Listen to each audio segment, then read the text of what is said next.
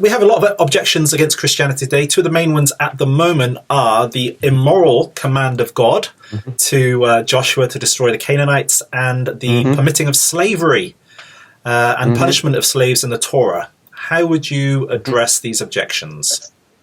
Well, it depends on who's asking them. If an atheist is asking them, I'm going to say, by what standard are you judging those things wrong? Sure, yeah. Because, they're using, here's another instance where they're stealing Morality, from God to argue against him, right? Because if we're just molecules in motion, there's no purpose to life.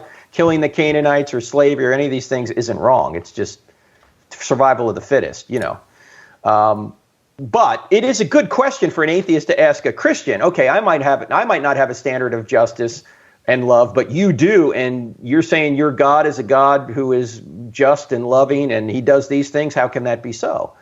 Well, let's take the slavery issue for a minute. And, in 2 minutes, we're not going to cover the whole issue, but when we see the word slavery in the Bible, it's not the kind of slavery that William Wilberforce got rid of in the UK or Abraham Lincoln got rid of here in the United States. It was indentured servitude in the Old Testament. It wasn't kidnapping people and against their will making them servants or slaves. In fact, in the Old Testament, that's punishable by death.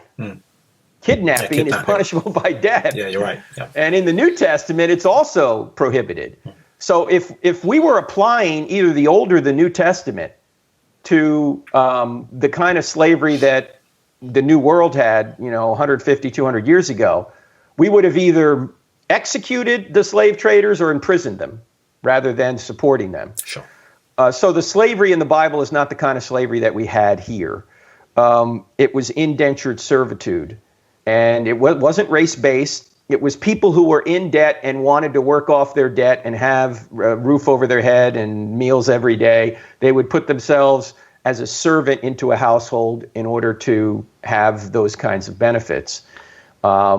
So there's a lot more we could say on this. In fact, Paul Copan has written a great book called Is God a Moral Monster?, which goes into all the distinctions that need to be made when you're looking at an issue like slavery. Because when we see the word slave, we put our own meaning into that, our 21st century meaning, not the meaning of 3,000 years ago. Yeah. With regard to the Canaanites, if you look at Joshua killing the Canaanites, as it says there in Deuteronomy 7, there's a couple of things you need to say about that. First is that, as Copan points out in his book, when it says, first of all, it says wipe everybody out, and then it says don't intermarry with them. And you're going, like the next verse says that. You're going, wait a minute. How can you intermarry with anybody you've just wiped out? And what Copan says, this is common in ancient Near East literature, that to say annihilate everyone was an exaggerated or hyperbolic way of saying defeat them totally, push them out of the land. It wasn't everyone needed to die. Even when they use this with seemingly literal language, murder everyone, women, children, cattle, all this, it was push them out of the land. That's what that meant, because you wouldn't even have these people to intermarry with later. But let's just say for the sake of argument, Copan's wrong about that. And God literally said, wipe everybody out. Is he doing that for no reason, or does he have reasons for judging those folks? Well, he has reasons. One of the reasons was they were sacrificing their children to Molech. Yeah. The metal hot god that even the Israelites were doing this. Solomon was doing this. And it's one reason God brought judgment on Israel. If you read Jeremiah 7, he's saying you're sacrificing to Molech. It's over. God's going to judge you.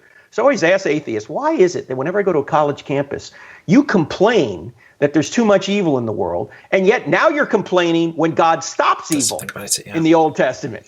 He's wiping this evil culture out, and you're going, hey, it's all wrong. But the one last point I want to make is that when God brings judgment on people and kills them, it's not murder for him. Right? No, it's not. No.